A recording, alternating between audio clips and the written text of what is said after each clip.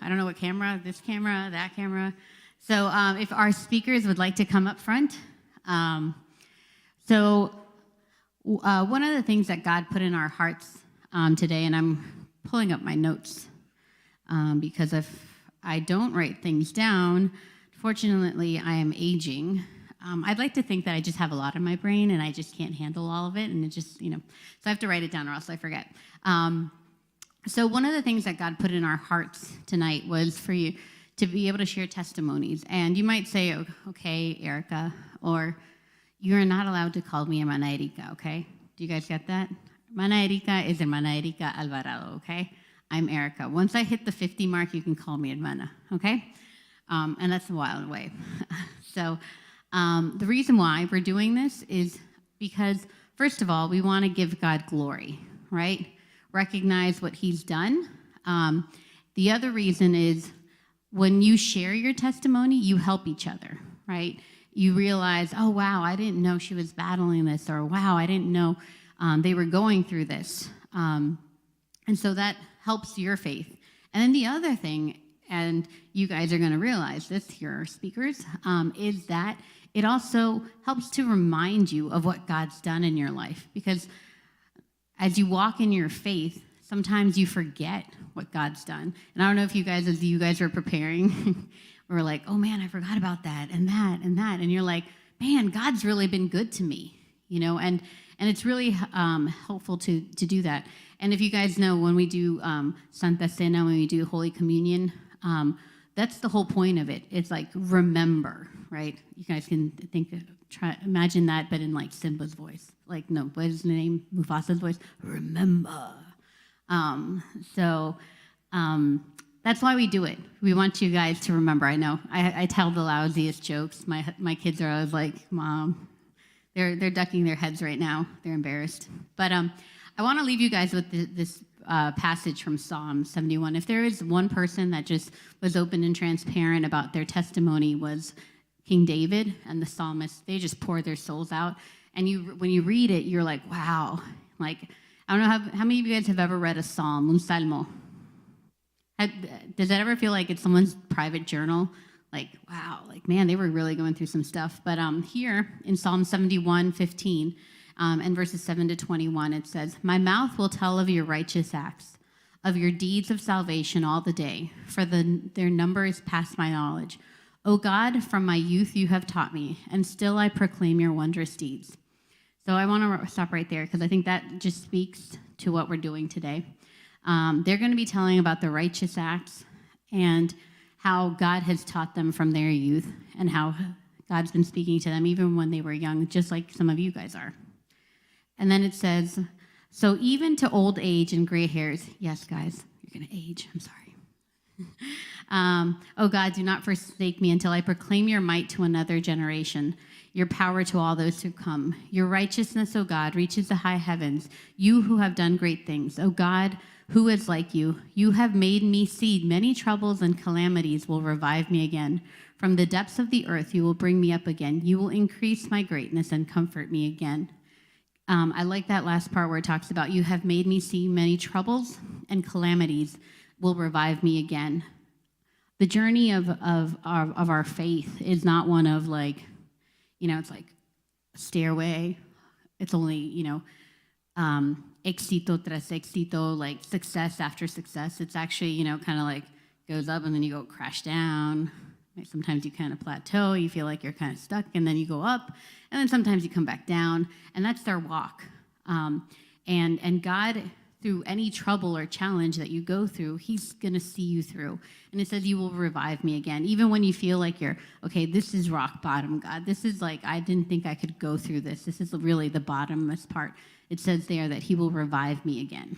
And tonight, I want you guys, I think God has prepared each of them to share with you guys what they've gone through. And so I will stop talking because you guys didn't come to hear me talk. And we'll hand it off with our first testimony, which will be Angel. Oh, no, wait, it's Brian. Sorry, I had it here, the questions first. Just kidding. All right. But Brian, we were asking some questions via Instagram, and we do have a couple for you. All right. So the first one is, how many years did you play soccer? Hello, everyone. I didn't start playing like competitive soccer until 2008, and I finished 2019. That was when I graduated from high school. So that's 11 years. And then, what is your advice to young guys who are not sure about college? My advice is, although like might not feel sure about it, like myself, I wasn't sure what I was going to study. Just attend, and I feel like God has a plan for you, and He will open the doors to whatever He has destined for you to do. When it comes to career or when it comes to your studies, I believe that God has a plan for you, and just go with the flow, and that's something that did help me. I wasn't sure what I wanted to study, but I just went with the flow, and I knew that I wanted to go to college, but I just didn't know what to study. All right. So we're gonna give you 10 minutes, and timer is on. And I leave you with Brian, and he'll be sharing his testimony with you guys. Hello. 1 2 1 2. Okay. Well, let me start with. I was born 2000. I was born in Salvador, and I came to the U.S. when I was 8.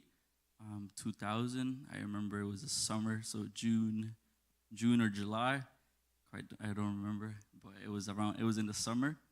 Um, so coming to the new country was it was one of the first challenges I faced.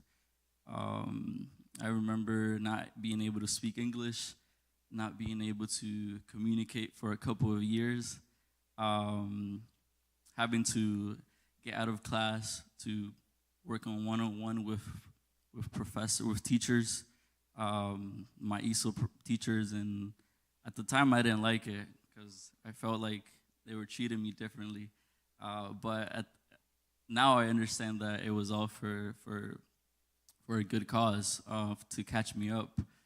I did have to repeat third grade because I wasn't up to date to what we were learning at the time. So fast forward to when I started going to, I have some pictures I want to show you with you guys. Fast forward to 2015, when Alexa was born. How many of you guys know Alexa? I have a picture of her right there. She's my baby sister, Alexa Genesis. And God used Alexa to bring my family to church. And she has a big purpose in our lives and in our family. And during the time Alexa was born, I was going to it was my freshman year in high school, and I didn't really know what it meant to be undocumented until I started high school. And the reason I say that is because that's when you start looking for school, you start preparing yourself for college. Um, and my main focus at the time was play soccer. I had a plan for myself. My plan was play soccer, get a soccer scholarship, and just take it from there and see where God wants me to be. And I have another picture I want to share. It's that's one of the first time. That was in 2013. As you can see, that's my brother. So you know where he gets the skills from. Uh, that's one of the first times I won something important in my life when it comes to soccer. And I won many more. But I started playing soccer, and my goal was to get a scholarship. And unfortunately, when you play soccer, you get you could get injured. And getting injured was one of my downfalls.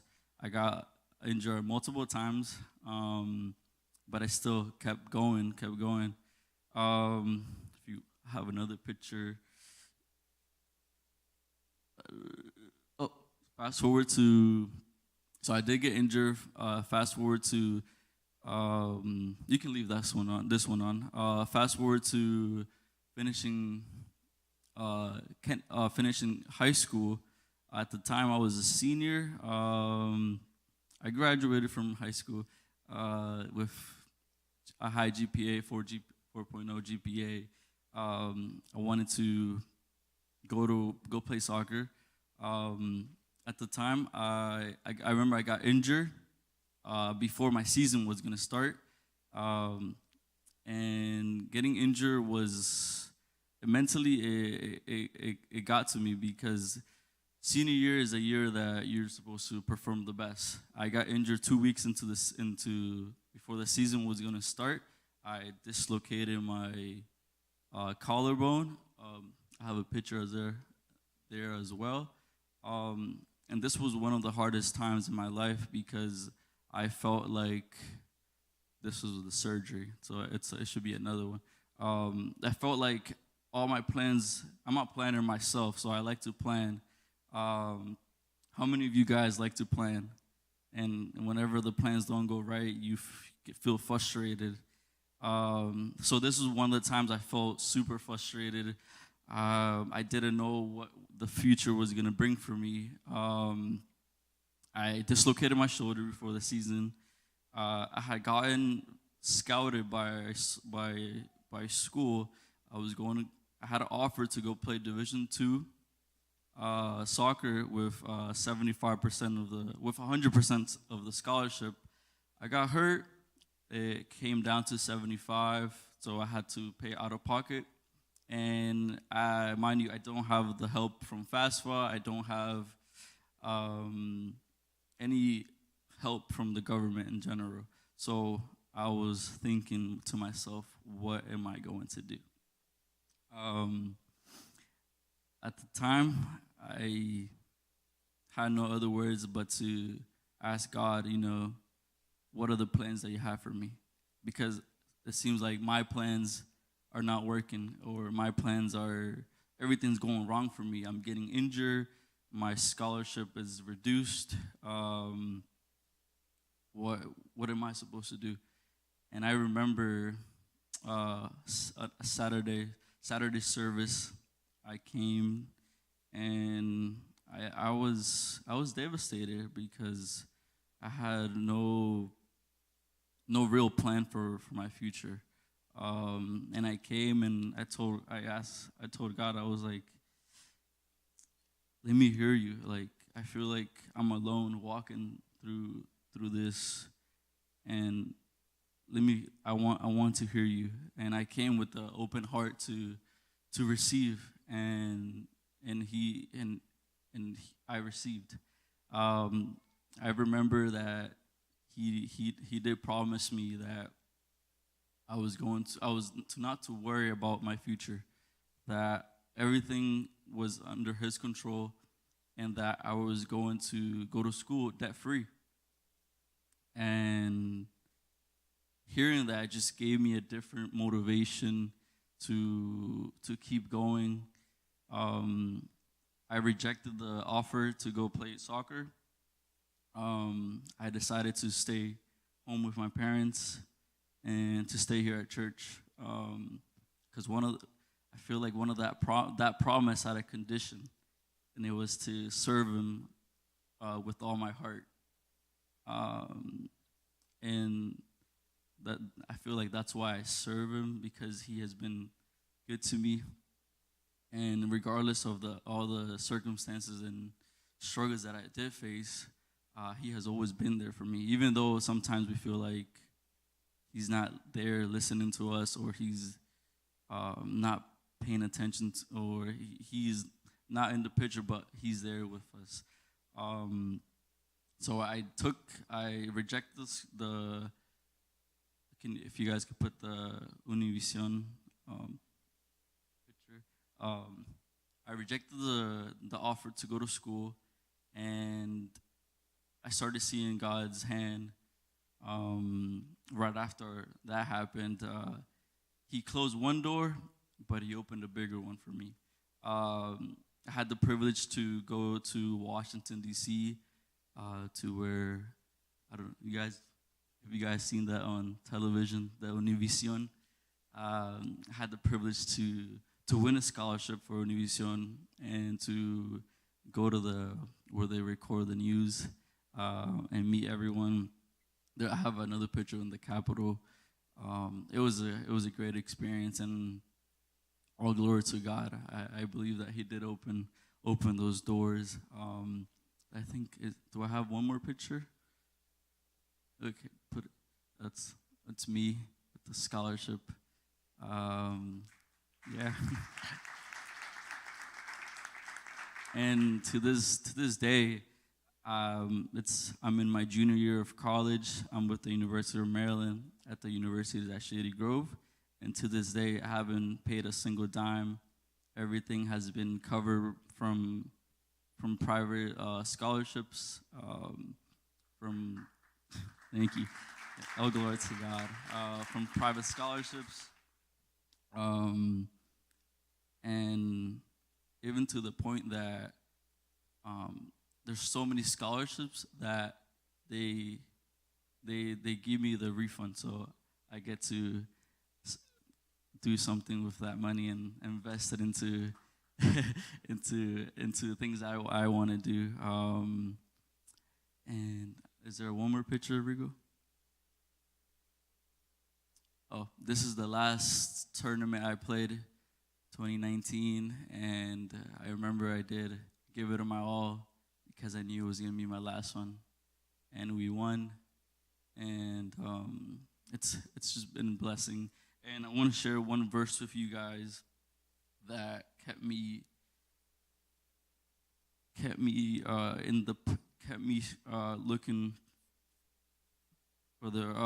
looking for the future and kept me in path.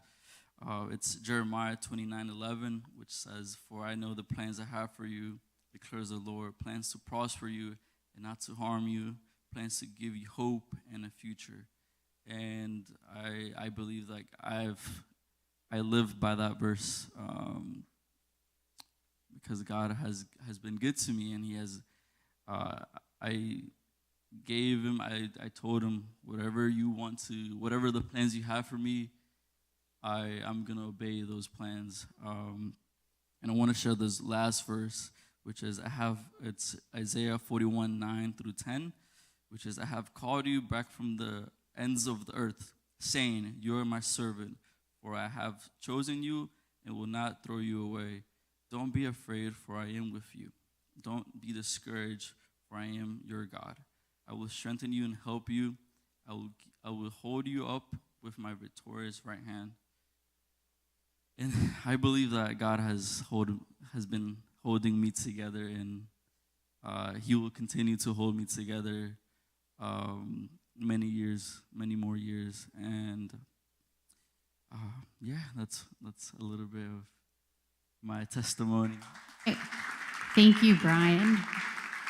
Wonderful testimony there of seeing how when God changes plans, and it can sometimes cause some negative emotions in us, but when you surrender and you humble yourself and just say, "Lord, let your will be done, not mine," how He changes it. So I think that's awesome. So we're going to move on to our next speaker, Cindy. And Cindy, our audience did have some questions for you. And Cindy loves you guys a lot today because the Lakers are playing in D.C. and she's here. That's right. I'm here. And so we did get these Instagram questions for you. One is, what is your favorite color? I don't have a favorite color. I like neutral colors, but I do have a least favorite color, and that is yellow. I don't like yellow. But yes, that's a good point. The Lakers do wear It's gold, yellow. though. It's yeah, like it's gold. I refuse to believe it's yellow. It's gold. But I don't like yellow. I remember 5th grade. We had a 5th grade dance, something, and there was a boy in our class who brought every single girl sunflowers. I grabbed it and I threw it to the trash because I was like, ew, it's yellow. So, yeah, I know. Don't I get was her bad. yellow. Don't get me yellow, guys. Good thing you're married now, and I'm going to know to stay away from yellow roses. All right. So tell us, what has helped you adjust to moving cross country? I think work has been what's helped me the most, to be honest. work. That's it. All right. So we're now going to, Cindy's going to tell a little bit of her story, and she's going to share some pictures and tell you guys about what God's done in her life. Thank you. If I talk too much, guys, just stop me. But first off, I want to say that it's an honor to be here to share our testimony, and I think I can speak on behalf of everyone that we are honored to share, and we want to thank you for your time. You've known from the beginning that this was going to be a testimony time, so for you to come and listen to us, it's truly an honor, and I just want to start off by saying thank you for being here.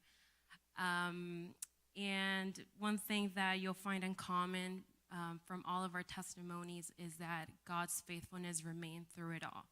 That's perhaps circumstances around us changed, we changed, but God remained faithful, and that's something that you'll definitely hear from all of us. But a little bit about me. I born and raised in LA. Of course, the best coast is the West Coast, I want to say. But how many of you have grown up in church all your life since you were born? Raise your hand. That's a lot of you. Same here. I grew up in church since whenever I could remember. And I, believe it or not, I was one of those kids in class. I was a bad kid. I was a bad girl in class. I know, it's hard to believe, but I was. I grew up seeing both my parents serve in church all the time, Monday through Sunday. I think Pastor Mac was speaking about how he was that kid sleeping on the chairs, under the chairs. That was me too. I slept through all the vigilias. I slept through like all the services and church 24/7. And my grandma was the one. She was the líder de maestra, right? So I would see her once a month in the dining room table, drawing out her little with a ruler, drawing out the calendar for the month. So in my head, I had the list of all the good teachers, the boring teachers. I had my favorite teachers for Sunday. So I had a glimpse of who was going to teach what day. So I would tell all my friends, hey, el hermano José es el que va a dar la clase, like, don't go, right? So I would be the one telling all the kids, don't go to class. And my routine was, if I knew that there was someone teaching the class that I didn't like, I would just go to the class and raise my hand. I'm going to go to the bathroom, and I would go to my mom's car, I'd open the door, and I'd fall asleep, play whatever I was playing. But I'd get caught once in a while. Some mujer was roaming around because our church was in the hood. I'm talking about Compton hood. It was in the bad area. So the mujeres would roam around, and they'd go tell my mom, oh, we found Cindy in the car. And I'm like, oh, okay, I got to go back to class. So that was me. But something that I did start noticing as you're a child, you're a kid, you start noticing things. And one of the things I noticed was I wasn't doing normal things that kids my age would do, like, oh, join a team, or, during the weekend, I love basketball, so I wanted to join a basketball team. I couldn't do it because tournaments were on the weekends. My mom couldn't take me because there was something going on at church all the time. I was invited to a friend's party or a swimming day or something, some sort of activity. I couldn't go. And I'm not saying that I never went, but most of the time it was a no. So I noticed people just stopped inviting me. I'm like, yeah, I can't go. Why invite me, right? So I started noticing that, and I started noticing that I resented, there was a resentment growing in my heart that I didn't know years later would come up again. So then, life continued. As soon as I turned 18, this was my goal, and maybe one of your guys' when I was your age, not that long ago, because I'm turning 30, but that was like 15 years ago. Probably you guys are all like 20, 15. But I do remember that graduating high school, many of you are probably like, I can't wait to graduate high school. I want to be out of here. I can't deal with this girl. I can't deal with these friends. That was me growing up in high school. That was not me. Actually, that was the opposite. Most of you are probably waiting, but for me, it was the opposite. I'm an only child, and so my friends, my best friends were my best friends. They were my sisters. They were my everything. So graduating high school, I knew that, everyone does their own thing. Everyone goes to college. Friendships start drifting apart, and, it's normal. That's life. So once I graduated that, I noticed that, and I didn't like the change. I am not well with changes. I don't do well with changes. So high school, ending high school, going into adulthood, starting to work, that was not something that I had a hard time navigating through all those changes. And my routine was go to college and start working. I started working, and my first job was Subway. I can't stand Subway now, so that was my first job. I got my first car, so I told my mom, well, I'm going to stop going to your church because I don't like it, so I'm going to find my own church. And that was a complete lie. On Saturdays, I was just with my friends, and we didn't do anything bad. We were just out and about, right? So that's 18, got my own car, I left church, and she thought I went to church, but I didn't. But then my routine started college, and then I started, those changes affected me. They really did. And I remember starting a routine of going to the gym a lot. That was my routine. I did track in high school, so I ran. I loved running, and it started becoming a two times a day addiction, and then it turned into like 4 times a day, and I would be the first one there.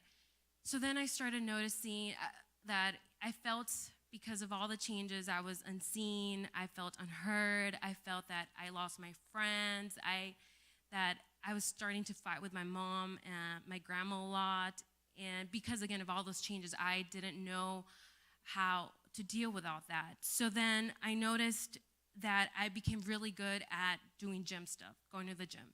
And then someone told me, oh, you look so good, you've lost a lot of weight. I'm like, well, yeah, I've been going to the gym. So then people started telling me that, right? So it became it just clicked. I'm like, wow, I'm being seen. Someone's seeing me because I'm starting to lose weight. But then that turned, the enemy, of course, turned that into something else, took advantage of my mind and took it to something else, which became a restriction, restricting myself from eating. In other words, anorexia. Guys, I'm not sure if you know what that means, but it's when someone, mostly girls go through that, when someone just doesn't, thinks they're fat, right? And they restrict themselves from eating. So that gym turned into restricting myself from eating, right? So it turned into gradually, like any sort of addiction, grows small, but then becomes excessive. And it started off with just cutting one meal a day, which, was dinner. Then it started restricting myself from eating during lunch. So then it became 2 times, and it gradually escalated to completely stopping and eating. And deep down, I knew that I was deteriorating my body. It became something very unreal, but it started gradually, escalating even more. Then I started counting every single calorie I could. I then ended up buying a scale for my food because I only allowed myself to eat a certain amount of grams a day. Then it started me into buying a weighing scale. And that scale became the worst enemy for me. Every morning I'd get up, weigh myself, and depending on what that scale told me, if it gave me a number of what it was the day before or even an ounce lower, I'd be the happiest person. But if it gave me a number more than that, all hell broke loose. I was your worst enemy. And again, it was the enemy controlling my mind. I looked in the mirror, and I saw a skeleton. I was completely a skeleton. At my worst, I ended up at 95 pounds. That was my worst, and I was 20. And then after that, I knew I was hurting my mom. I knew I was hurting my grandma, my entire family. I'd hear them late at night praying for me, crying. Every day they would have dinner, and for almost 3 years, my mom pulled out a plate for me, but I never joined them, because again, I couldn't stand seeing my family have dinner and having that temptation of having to eat. And it was self-control. I never knew how much self-control I had until I was going through that experience, in which I did not eat. Going into my second year of completely not eating, then one night I remember I was talking to my parents and I suddenly collapsed. Like, I completely fainted. My mom took me to the hospital, and I remember 2 of my best friends being there with me that day, and they were seeing. The doctors told me they were feeding me, and a psychologist came, I remember, and they told me, what's going on? I was like, well, nothing's going on. I'm fine. They're like, you're not fine. You're here. You ended up at the hospital. So then after that, they told me to see a therapist, which I did, and I refused to go. And it was all your mind. It was all my mind, the enemy. And I knew all along through all of that where I wanted to do things on my own. I wanted to get through it on my own. My mom told me, you need help, you need to see someone, you need to talk to someone. And I said, no, I'm doing it through my own. I knew all along where that answer was. I knew that it just took me asking God for help, and that's all I needed. But I couldn't. The enemy wouldn't let me, get out of what my situation was. That was 2 years in, and then almost 3 years in, then again, through it all, I did not go out. I completely isolated myself from everyone because people would stare at me and they'd notice something was wrong. I remember going to the gym. Still, I would go to the gym in my condition, and people would be like, you're not supposed to be here. What are you doing here? You should be eating. You should be eating hamburger. But I was stuck at the gym. You'd see me there every single morning at 5 a.m. working out, still thinking I'm fat, and doing what I was doing. And almost 3 years into that, I remember collapsing again. And again, I was another trip to the ER. And that is when it was sort of a wake-up call for me. Not completely, but a little bit.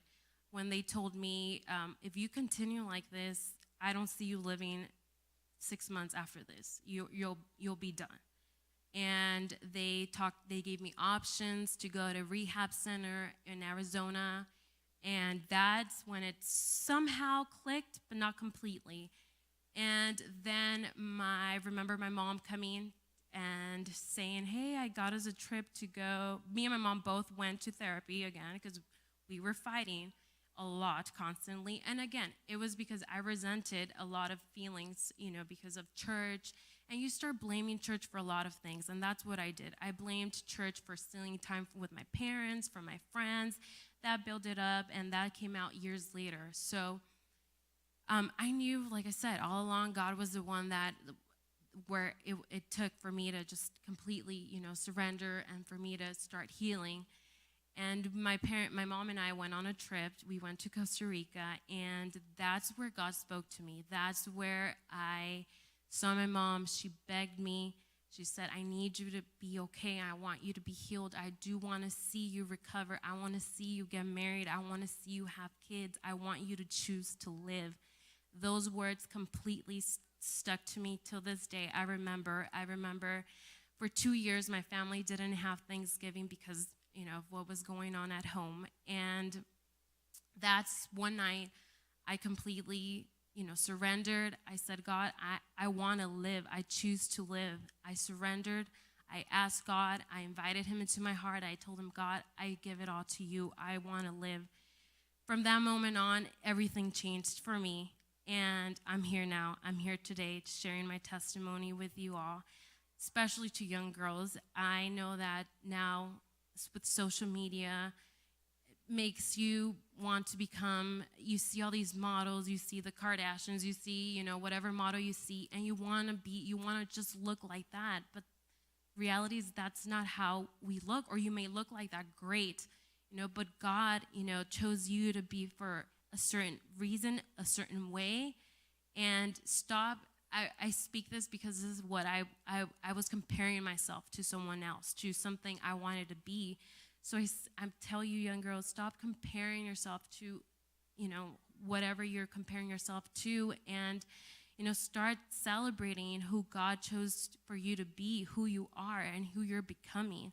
And these pictures I remember I wanted to delete and say, no, I'm never going to share that. But I just want to show you who this was. I don't know if you have that. That was me back in 2010. That was someone who was unsecured, who completely wanted to rebel, and who just didn't want anything with God. And that's where you could see my back. I was completely bones back in 2010. And that was me. I look at it, and that's my story. And that's something that I hope to one day share with young girls, because this is not who you want to be. I let a scale, I let a number take away from me so many things. I let it steal my joy, my love towards those around me. And I tell you guys, don't let some sort of breakup, some sort of dumb thing steal the joy from you, from your heart, that light that you guys all have. Don't let that come to the enemy, use that to completely stop you from becoming who you are. And that's my story, and I do just want to end it with a verse that really did help me throughout my years that I was living. Hold on, guys. And, we choose to either ask God for help, ask God to be with you, or you choose to do it on your own. I wanted to do things on my own, and of course, I failed. So I just want to leave you guys off and tell you that whatever trial it is that you're facing, whatever hard moments you're having, there's only one way to get through it, and that's with God by your side. Don't do anything on your own will. Again, let it be His will, girls. It's the only way. Young guys too. Do everything with God by your side. Don't do it alone. You will 100% fail in everything you do on your own. And that's why sometimes, things have consequences. Things I chose to do this on my own. And to this day, it does have a consequence on me. My husband and I joke, he jokes with me. And if you're with me all the time, you'll notice that I eat very small and I get full super fast. And that's because of, what I did to my body for 3 years. That's why when people go out with me, they're like, you eat so small. I'm like, well, yeah, because I damaged my stomach, it's small. And there's certain smells that I can't stand right still, like certain foods that I don't like, because that's the only thing I ate during this time. Like carrots, I don't like carrots because that's the only thing I would eat with ranch, and I hate it so much. But, I'm just going to end it with this verse that I remember reading a lot, and someone gave me through this time. It's Ephesians 2:11. Therefore, remember that you, once Gentiles in the flesh, who are called... Oh, sorry, guys. It's not this one. Guys, sorry. I think I lost it because I was really nervous, but I'll come back to it at the end and read it again. I don't want to waste anyone else's time. But thank you all, and if anyone needs to talk, I'm here. We have wonderful leaders that are here for you guys who really do care. So that's it. I'll end it. Thank you, Cindy. If you want, while you look for it, I just want to highlight something that I'm starting to see come through. So in Brian's testimony, we heard about him trying to plan his life, have control over it, and it didn't, seem to pan out until he surrendered control. And you saw in Cindy's story how she wanted to have, I'm trying not to create feedback, control her life because she was resentful towards what she had gone through as a child growing up in church, and then what the end result was. And it wasn't until you surrender before God, and then he did what he wanted to do. So we're going to move on now to Angel. Let me know when you find the verse. So Angel, these are your Instagram questions. Would you accept an all-expense paid trip to Barcelona to watch Barca play and have to take pictures of it, and post it? Negative. Why is that? Not a fan of them. Not a fan. All right. Then the other one is, when did God reveal to you your purpose? When? I will say in 2012. That was the time that I actually kind of I already had I will say, I'm not sure right now, but I guess I accepted Christ when I was 14. That was 2004, no, 2002, 2003. And I guess my first encounter with God, I will say it was 2012. Okay. All right. So I've actually known Angel for a long time, a really long time. I have pictures. I didn't bring them though. Darn. But I'll let Angel tell his testimony, and I think it'll bless your life. Hi everyone. I guess it's been a blessing here in Brian. I know him for a few years. But he has blessed my life. I guess seeing how he has grown, in God. I'm gonna be probably switching Spanish to English because, I get kind of nervous still,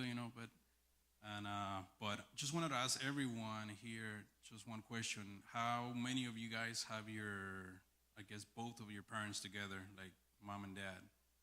You guys can raise your hand. Okay, so I'll get back to that later. So just wanna, I guess, share a little bit about myself, my background. I was born in Guatemala, 1987. So it's quite a few years. I just turned 35 this year, and so I was born over there in Guatemala. I lived there until I was 13. I came here when I was 14. I actually lived with my mom with my mom and dad until I was probably 2. I don't remember too much. I think it was 2 or 3. Then I went to live with my mom. And after that, I was probably 5 or 6 when I went to live with my grandparents because, I was living with my mom and she had to work and she couldn't take care of me. So, the easiest thing was for my grandparents. So we actually live, I guess probably you can say probably 5 hours. She lived in the city and my grandparents lived for 4 or 5 hours, but back in the day it was it was a long trip, it was, there was no technology, there was no FaceTime, cell phones, I think they were barely coming out. So when, during that time, I remember I was, I could say, I had a really, really nice childhood. I don't have, I can't complain or anything. But during those years, that I was over there, I would say, when I came here, it was in 2002, 2003. Those 14, 13 years that I live in Guatemala, I only saw my dad probably, I would say probably 4 to 5 times. And adding those 5 times, I cannot add probably not even 10 hours. So, but during when I was a kid, I was a Catholic. I was born and raised in a Catholic home. My sister was too. She was the first one that became a Christian after, she met my brother-in-law, which is, pastor. So during those years, I didn't understand a lot of things, I didn't completely knew Christ. I just remember I went to church either with my mom or my grandparents, 8 a.m. or 9 a.m. And it was just pretty much it wasn't you were just pretty much just sitting into church, just listening to the priest, I guess, say the sermon and then just leave. And But I remember when I was in the school, there was actually a lot of activities that they do over there, like school here and over there. They're for me, they're completely different. You know, like for me, when I came here, like I hated school. Like I didn't like the way the school system works here. But over there, like they have a lot of activities throughout the year where you actually go to a school and your parents can come and like they call es como una reunión familiar. So we're, that time, yo, sabes, me ponía yo a ver y decía, man, like why? Like I see my friends with both of their parents. Sometimes my mom, she couldn't make it. So it was kind of like hard, but like at the same time, I didn't understand it too much. Then when I moved here, that was 14 and started going to church with my sister. And it was hard at the beginning because I just didn't like it at all. But then, you know, like a year after, I accepted Jesus, and like there were a lot of things that didn't click on me. I was like, I just like it was different. Like my mom, I didn't see my mom for 2 years until she came here, and then throughout the years, you know, like I started getting to know more God, you know. But there was actually like a lot of I will say memories from when I was a child. It started coming back to me, like while thinking, because you know, because a lot of church, like in church, you know, like they mention a lot about, you know, God being our Father, you know, and that started hitting me a lot, you know, like deep, like I never told anyone, not even my family or anything, but that started hitting me a lot, you know, by my father, and I was like, man, like, and then the enemy like kind of like twisted that and started using it, you know, like, hey, you never had your dad, you never had your mom together, and like I never had any resentment against my mom or my dad. But there was a point where like I started I started like getting upset at God. Like, man, God, why did you allow that? You know, like why I couldn't have my both parents together? You know, and I guess especially when you're in the teenage years is when mostly you need your, I guess, like a father figure. You know, like through I guess go through these years, teach you a lot of things. But I didn't have that, you know. But thank God, you know, I had my grandparent until I would say probably 25. He passed away, but those years he actually was there with me, you know. But somehow it's different, you know, like not having your real dad with you, you know. And those years over there, like the times that I was able to see him, you know, it was because I remember because I needed to travel here, so I had his last name, so my mom couldn't take me out of the country without his permission. So it was like a hassle, like getting hold of him and things like that. So like, there's actually like 2 times that I shared with him, but then when I came here, like the communication completely stopped. You know, like we never talked, and even when I was over there, and like he never like called me, and it was like that. And then a few years after, I was saying, you know, like back in 2012, that was my real encounter with God. I remember I stopped going to church coming to church here for about 3 years. I just like didn't want to do anything with God. I wasn't like going like complete. I didn't went completely crazy doing dumb things, you know. But I was upset, you know. Like there was a lot of resentment on my heart because of that. And I remember 2012. I remember Carlos came and talked to me and another youth, and he's like, you know, there's a retreat, you know, and I want you guys to come, you know. And I was like, you know, like you're wasting your time, you know, we're not gonna go. And I told him, you know, like I don't know what you're doing here, you know. I know Carlos mentioned that a lot, many times, and I told him, you know, I don't want to go. And then I remember it was a Thursday. My sister reached out to me, and she was begging me the whole week. She was like, you need to come to the retreat, please come to the retreat. And then I remember Friday, she called me again, and she's like, you know what, don't go to retreat, but just promise me something. We're gonna have an activity on Monday after the retreat at church at night. Just please come to the activity. I was like, I knew my sister. I was like, if I tell her no, she's gonna be bothering me the whole weekend. So I was like, you know what? Okay, whatever. I'll go Monday. Just stop, you know, like just stop calling me. And then I came down Monday. And now that I'm sitting here, you know, like while I was actually like kind of like writing everything, like this past 2 weeks, I remember that Monday I came and I was sitting on that side. You actually had like there was actually chairs here and there was actually some chairs here, and there was actually a seat here. I don't know. I think some of you were here. I think Licha was here. I don't know if Christian and Erica were here, and there was actually like a sofa, like one like those single sofas here. And I was sitting there, and then they start praying, and I was just sitting there, and I started looking for the pictures, and I couldn't send it to them, because I went through the Instagram, and I remember those times there was no Instagram, so I went into the Facebook, and there's a picture, I see myself, but it's like you can barely see myself, but I knew where I was sitting, but they actually put a chair, and then like they start calling people out, like to come and pray, and like I was like sitting like behind those chairs over there. Because I didn't want to for them to call me out, because I hated that. I was like, I know, and deep inside of me, I knew they were gonna call me, and I was trying to hide. I was like this, and I was like the whole time I was like this. But I remember that night, the preacher that came was Julio Melgar. He came here, and then he called me, and he barely knew me, and he called me. He was like, I remember he called me, like, hey, like you, and I remember like I was wearing like, I think it was like a white T-shirt, he called me out, and he called me to come sit here, like they were praying, and they started praying for me, and I was like sweating, and I was like, I was upset, and I was nervous, and I was sad at the same time, but it was actually a battle within me with those minutes. And then, like, after that, I remember he gave me a word, that I belong here, and I started crying, and for me, that was actually, I would say, yeah, I accepted Christ when I was 14, but my, I guess, real encounter with God was that time. That was, I'm not gonna forget. I think it was either August or September that the retreat was in 2012. And after that, I started coming to church. I started like serving, helping a little bit with the youth, and but still, there was actually something inside of me like telling me about my dad, but that was, that was probably 15 years. And like, I couldn't like, kind of like remember. I was like, if you ask me during that time, during those years, that's the chair right there.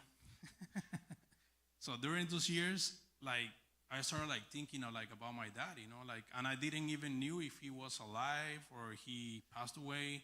Like, even like, I could tell you, like during those years, like, let's say, for example, if he were to live here, si me lo hubiera topado en la calle, I wouldn't like recognizing him, because I like literally, yo ya no me recordaba de cómo se miraba él, su cara, o sea, yo no sabía. O sea, I could be like going on a bus or on a plane or whatever, and he'd be next to me, and I couldn't recognize him, but then I just let it there, but then like 2018, it came back again, that feeling, like, man, I wanted to know about my daddy, and I was like, man, but like, I'm here, I can't go over there, so like, I have family over there, but like, how are they gonna reach him?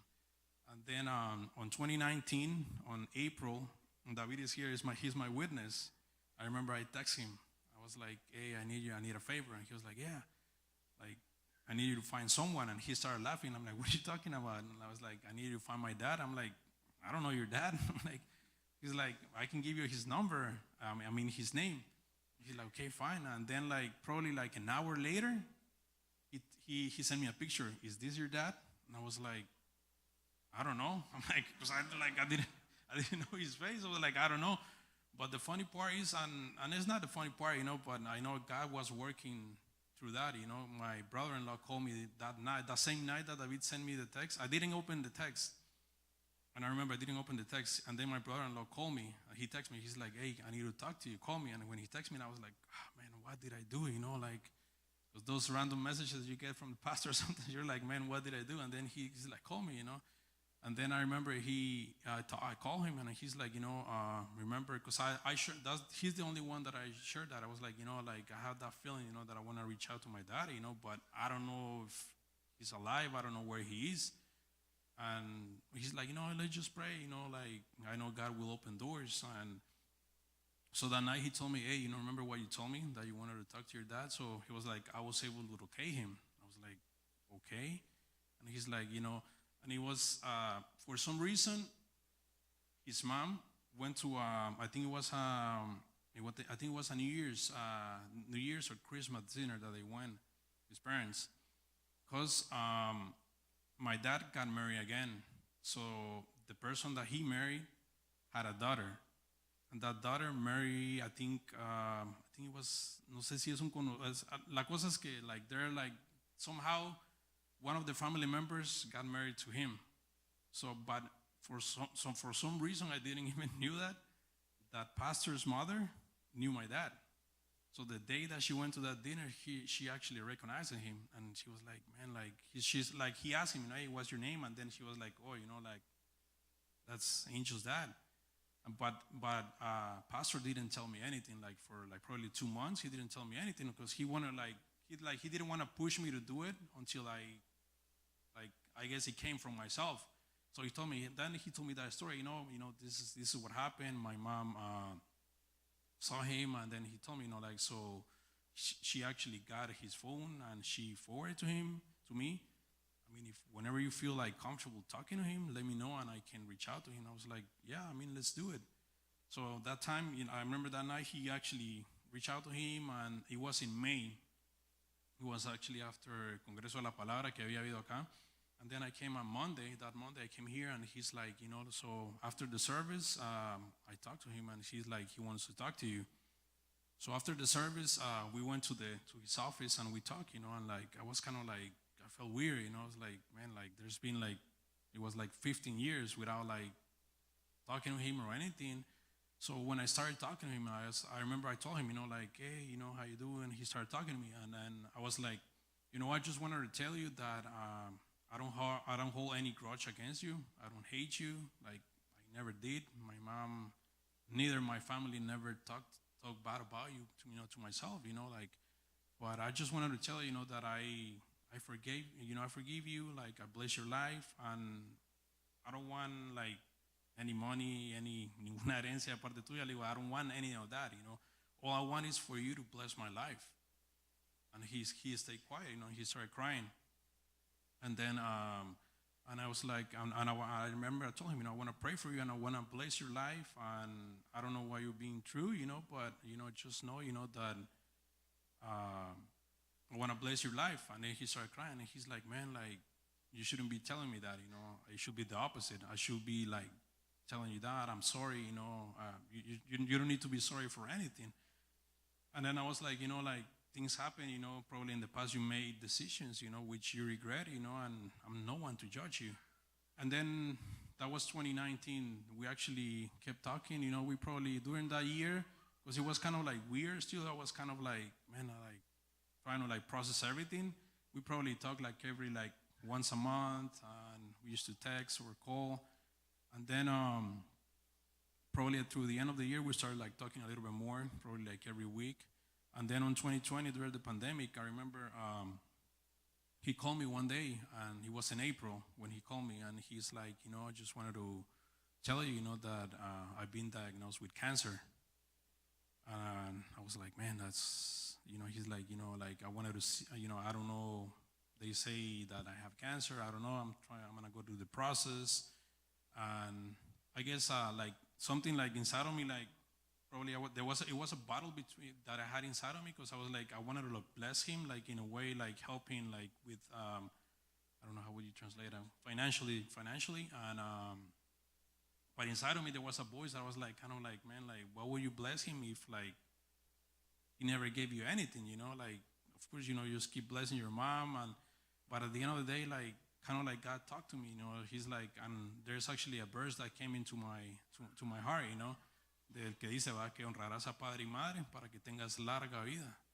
Entonces, I started blessing. I told him, hey, like, I want to help you, like, I want to pay for some of your medicine, and I want to help you with something, like, I guess, monthly, and he started crying, and he's like, I don't want you to do that, like, it should be the opposite, I should, like, help you, and I was never there, and I was like, you know what, and I told him, the Bible says it, and I'm not doing it because I want to have a long life or because I want God to give it back to me. It's just what the Bible says, and I want to do it.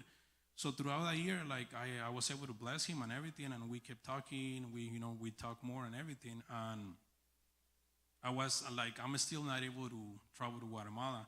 So I was like, like, man, like, he's like, I hope you can come soon, and like I had that in my heart, that I wanted to go over there and like see him again, like of course I was seeing him through FaceTime or video, things like that, but it wasn't the same. So I remember it was 2019, you know, 2020. I'm sorry, 2020. I went throughout the year, like I went through a rough patch in my life, and I remember like I started like I was like I feeling that I was like stuck, you know, like spiritually. I felt like I was like not even moving forward. Like I felt like I was like trying to like do things that I did before. I remember one night that I called him, you know, I was crying and I called him. I was like, you know, like I wanted to ask you something, and he's like, I was like, I know we never talk about this, you know, but I want to know about your like life, your past, you know, what you did, like what your dad did, your grandparents did, and he started me a lot. He started telling me a lot of stories, and then I was like, you know what, I want you to pray for me, and like seriously, I want to like break this pattern that I feel like that is kind of like going through my life, you know, like because you like for you, because he told me, you know, like I struggle making decisions, and I felt that in my life that I was struggling on the same area, making decisions. I couldn't make a decision, like in the sense that when I had to make a decision, like I couldn't, like I was like kind of like I wasn't afraid of making a decision, but like I wasn't firm on my decisions in certain areas of my life. So I was like, you know, I was telling him, you know, I'm not trying to judge you or anything like that, but I'm sorry, but I don't want to be like you. I don't want to be like your dad was. Like I want to break everything. You know, I want to break this cycle. You know, like one day I'm gonna get married. I don't want to like get divorced. I don't want to probably get married because probably I'll be clear. You know, I'll be like, you know, I don't want to get married because I got someone pregnant, or probably just get, you know, like have kids around. You know, I told him, you know, I like at the end he told me, you know, that I had like four more brothers, like with different, you know, persons. So I was like, you know, I don't want to be like that. You know, I'm sorry, I don't want to be you. You know, so I like, I'm sorry, I bless your life. I'm not judging you, but I want to break that cycle. And he started crying, and I remember he prayed for me that night. That was in November 2019, and that was 2020. And then after that, I felt like something like literally completely like broke, like in a good sense, you know, like. And then I started like decisions that I needed to make. I started making those decisions, and then on January 2021, I received a call from my brother-in-law. He called me. He's like, "Hey, you know, your dad passed away."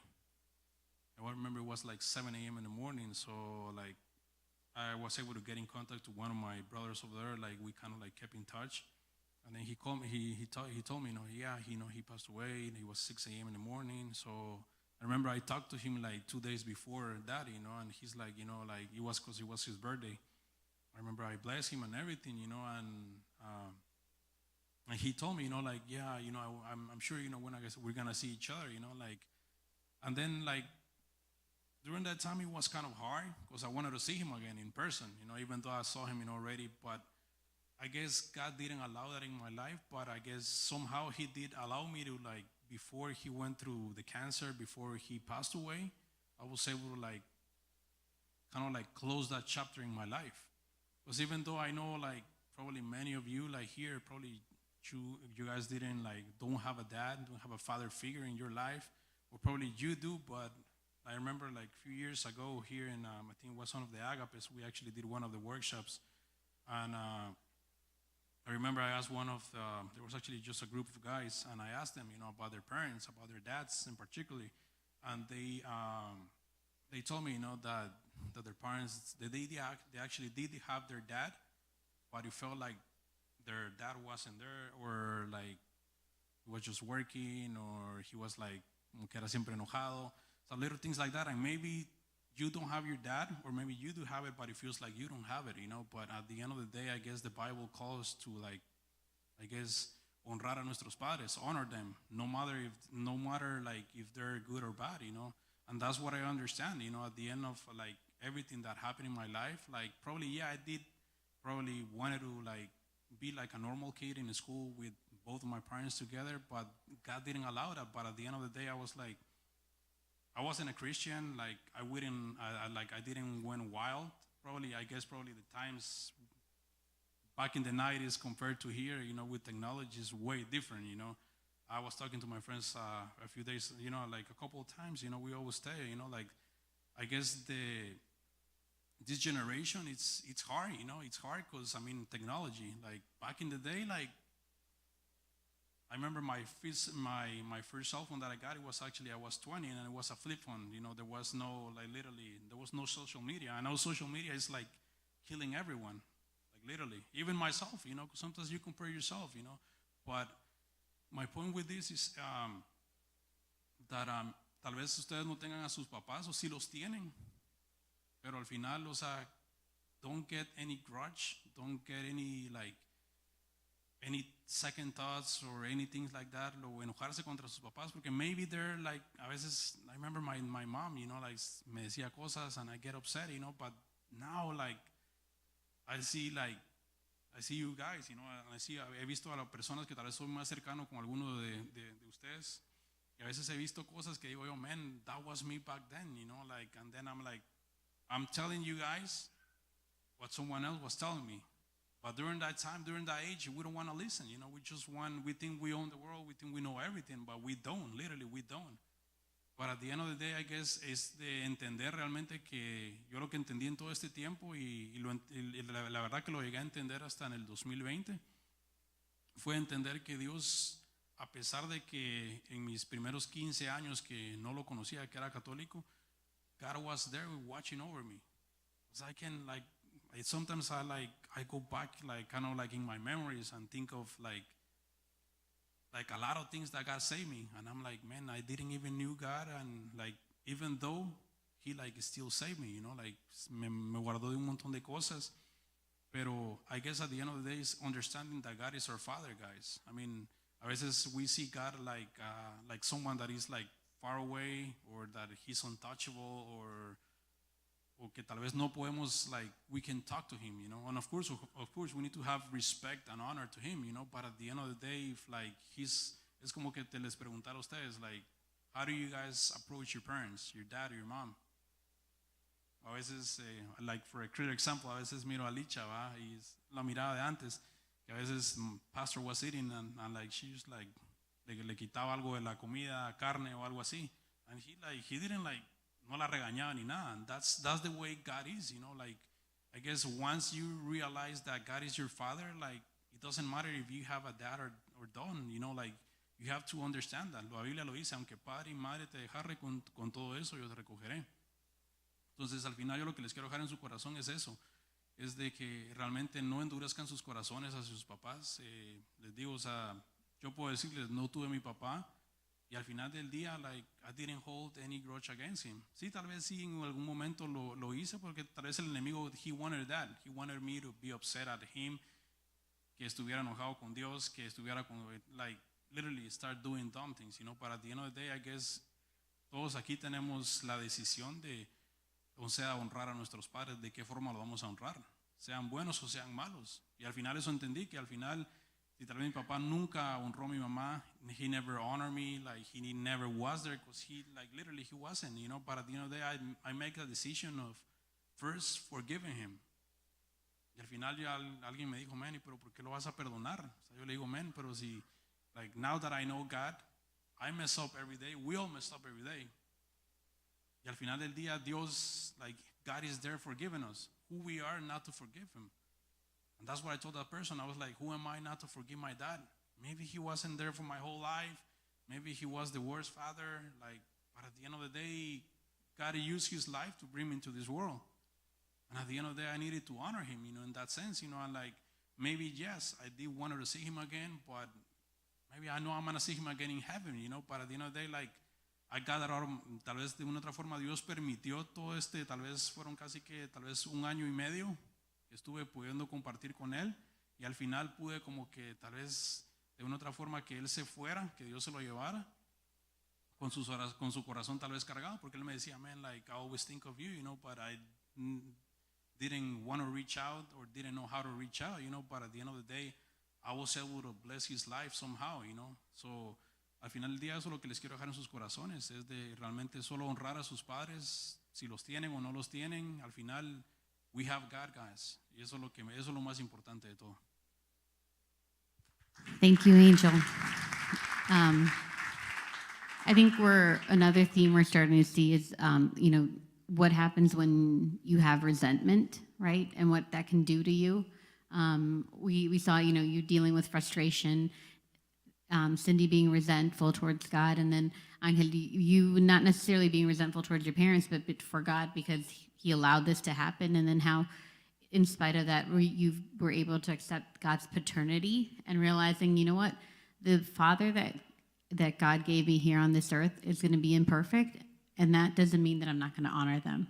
And I think one of the things, the amazing things that is to see in how, because you honored your father, like God has been honoring you a lot lately, and that's a testimony for another day. So, or you can ask him afterwards. So we've got one more testimony left, and it's Yenny. And so Yenny, I want to ask you your Instagram questions. What is your favorite designer or store to shop? Hello there, guys. I have quite a few, but the ones that I actually have two favorites. So just in case you guys were wondering what am I going to get for her birthday, so pay attention, please. All right? I know you're thinking about Sam. I know. Kate Spade is one, and Tory Burch is the other one. Okay, Yeah. all right. And then what tips would you give our young folk here to learn and remember Bible verses or stories? Okay, it's a really good question. So whoever made that question, it's a really good question. So that's going to be like a little introduction for my All right, and I'll testimony. let you start off right from there. All right. All right? Yeah. And you got 10, 15 minutes, sorry. Okay, perfect. I'm gonna be quick, okay? So I think for me, the Bible, it's, I grew up without knowing who my father was, so I can relate to what Angel was talking about. So I grew up without knowing how he looked like. I don't know, I never knew how it felt, to have a father to come to you, to hug you. I never knew how that felt. So, good for you guys who have that. That's a blessing. And I never knew till this day. I'm still getting, used to the idea of, being okay with being hugged by a man, because that was something that I never experienced growing up.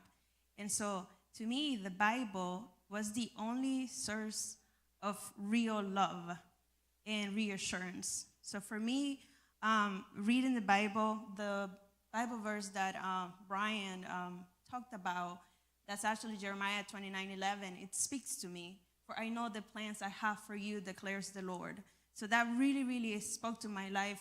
Even when I was going through many difficult things, and you guys are going to, as I move along, you're gonna be able to understand a little better. So for me, the only way that I can really, really memorize the Bible and be able to talk about it freely, it's that I apply it to my heart. And I feel like it's God, really, really speaking to me. Because once you understand that it's God's word, it's not just a book, it's God's word.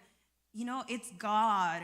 How would you feel if you received a text message from that person that you admire? Player, singer, actress, someone famous.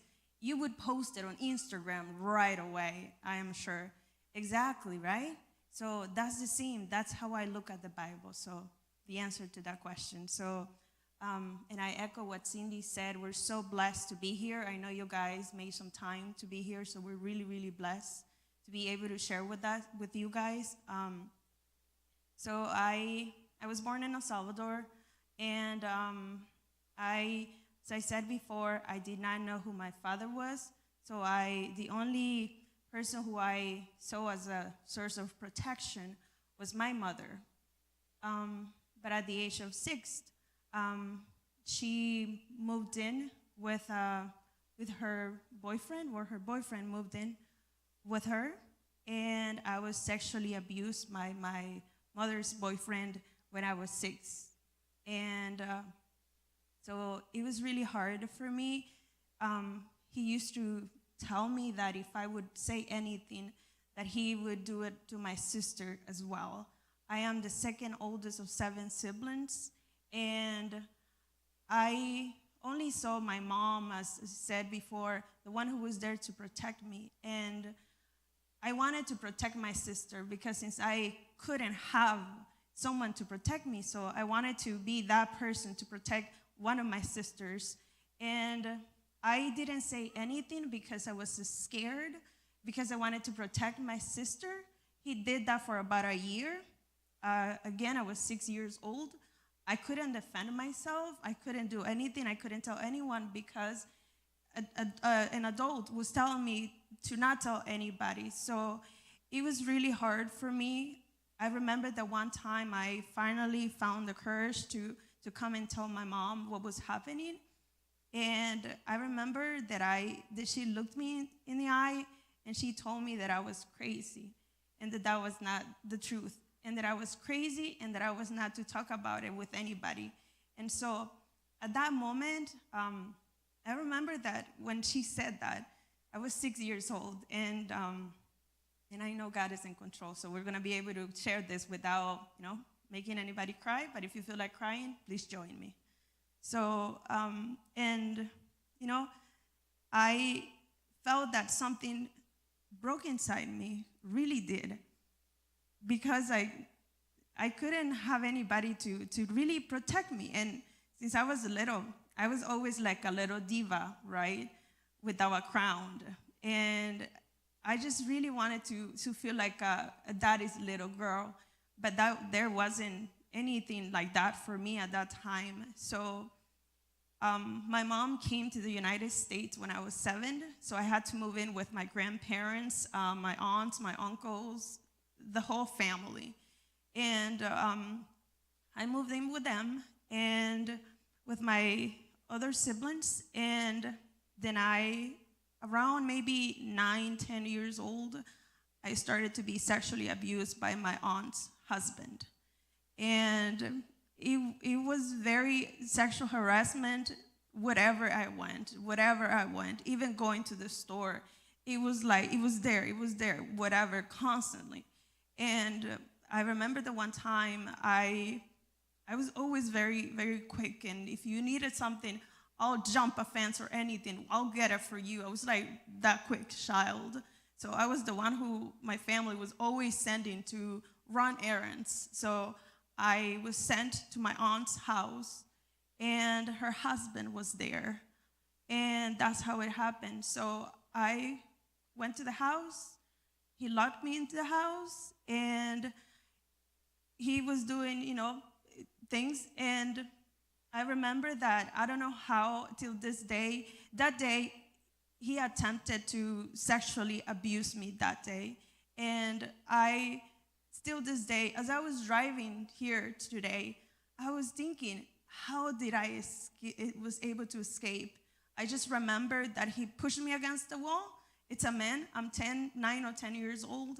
And the next thing that I remember, it's opening the door and running, and just running. And I remember that when I didn't say anything that day or a few days, but remember, I was the quick child, the one who would do things real quick, but something was changing in me.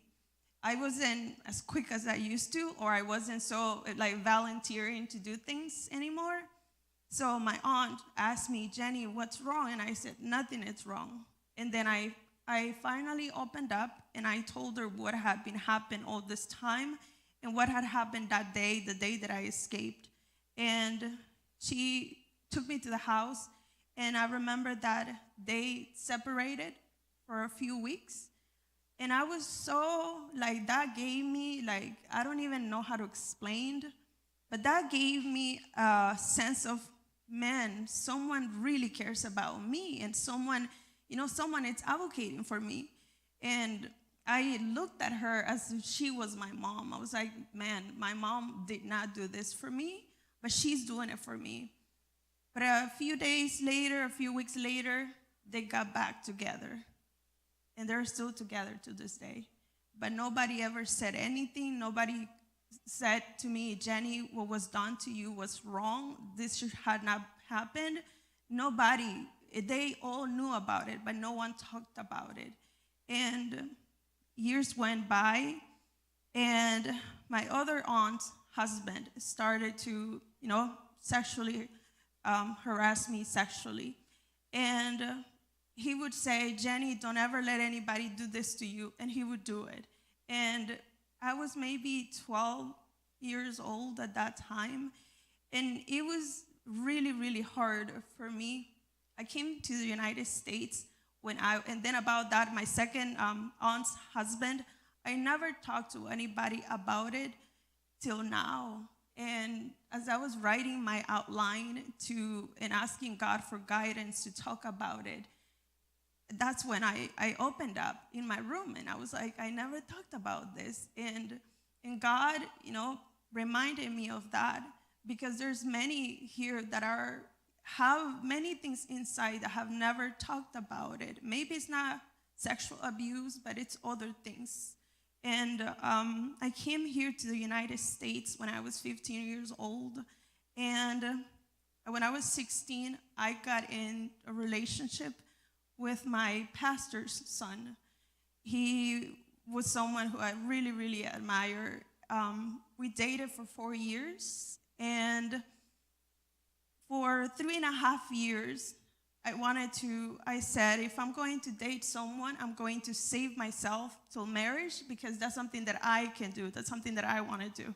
And I said, this is something that I really want to.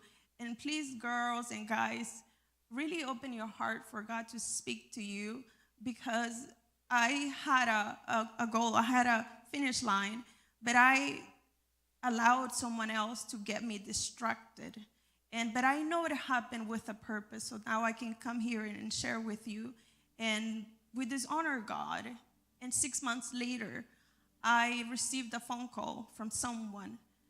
My boyfriend was living with someone else, and I was completely crushed.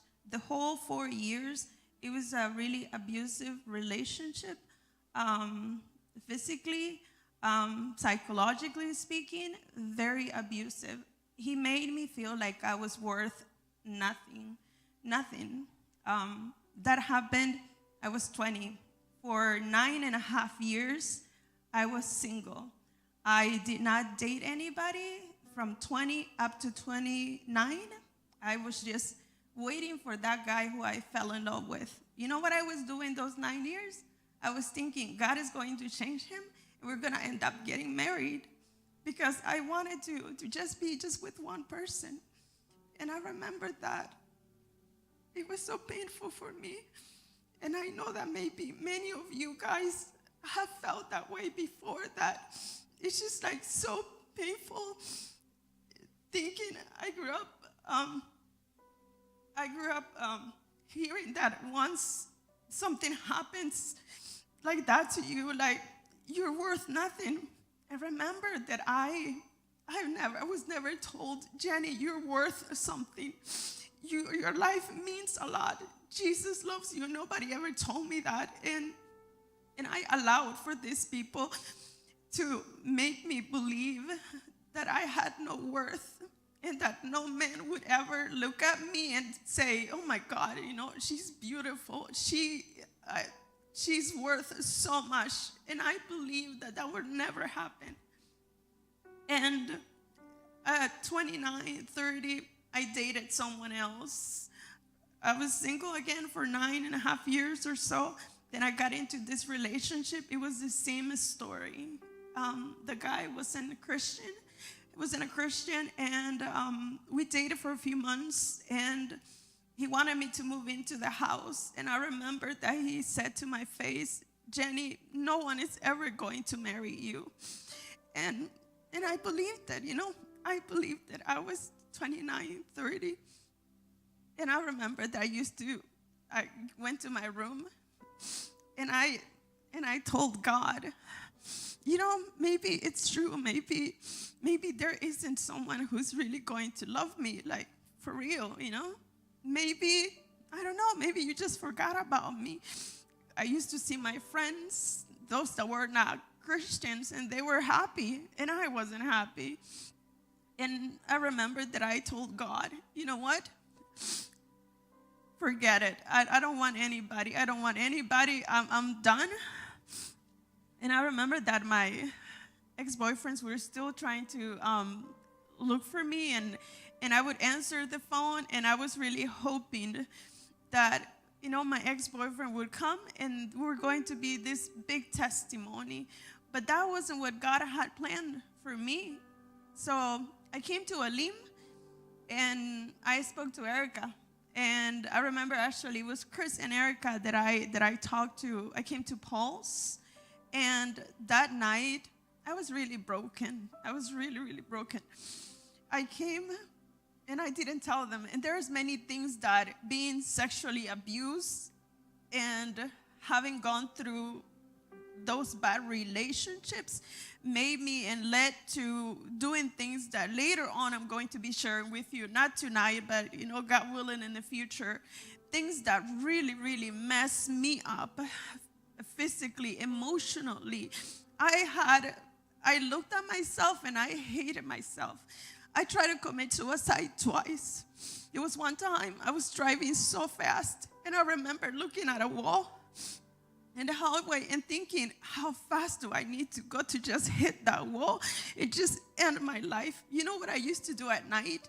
I used to drive and drive and drive with no destiny. I used to be in so much pain since I was 20 up until 30.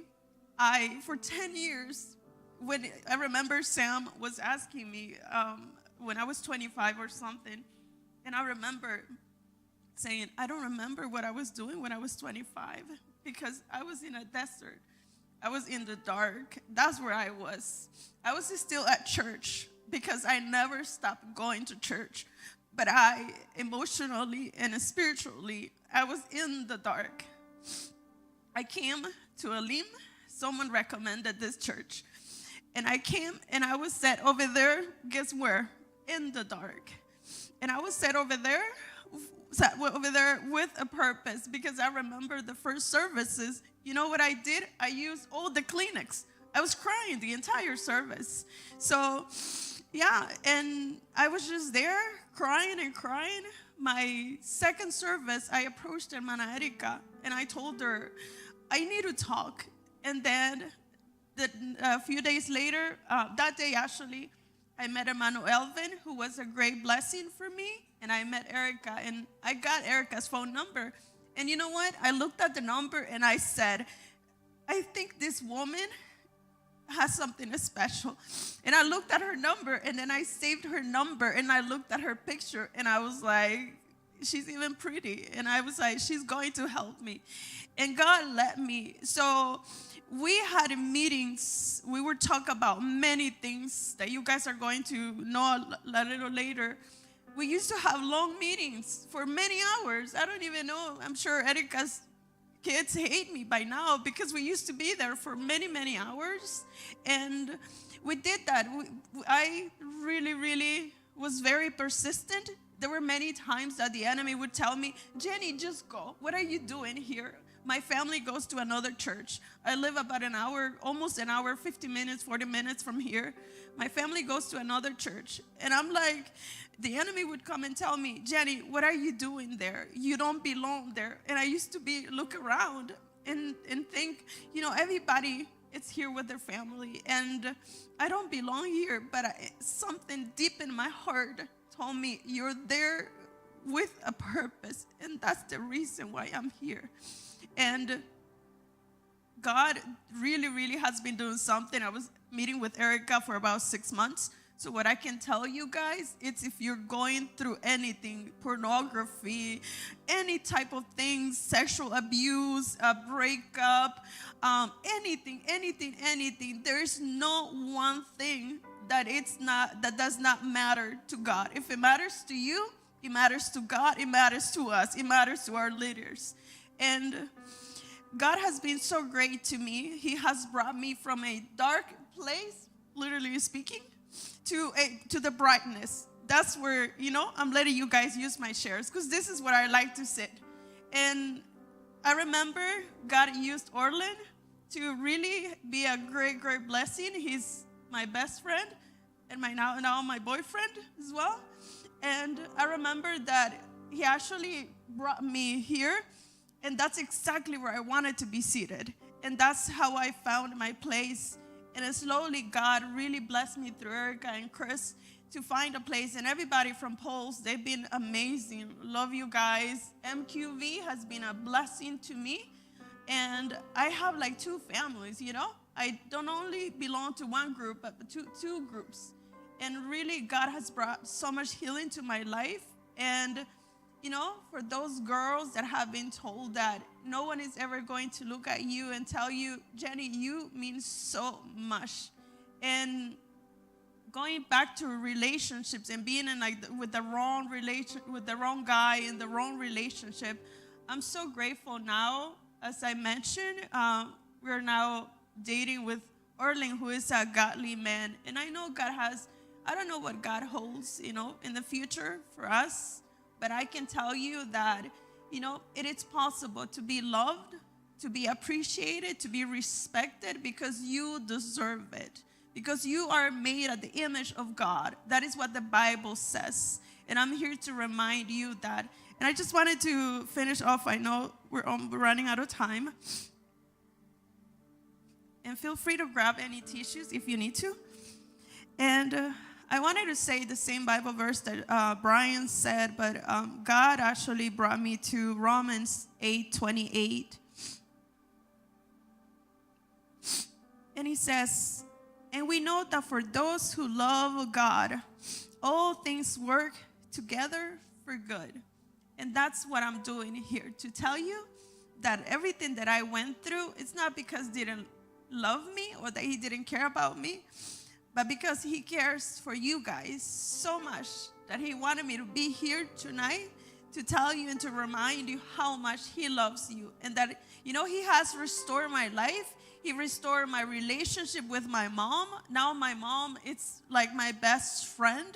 He's a Christian now. He's a woman who serves God, a woman who has apologized many times. We had left that in the past. So the God who I belong to, it's a God who restores, it's a God who cleanses, and a God of hope.